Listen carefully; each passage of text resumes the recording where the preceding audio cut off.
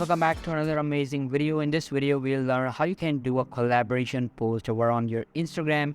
So make sure to watch this video till the end and follow all these steps properly, and let's get started. First of all, open up your Instagram. And in order to create a collaboration post, what you can do, you're gonna just go and create a post.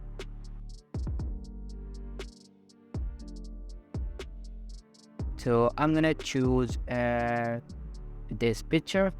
Just tap on this arrow on the top right, and after that you just have to tap this arrow again.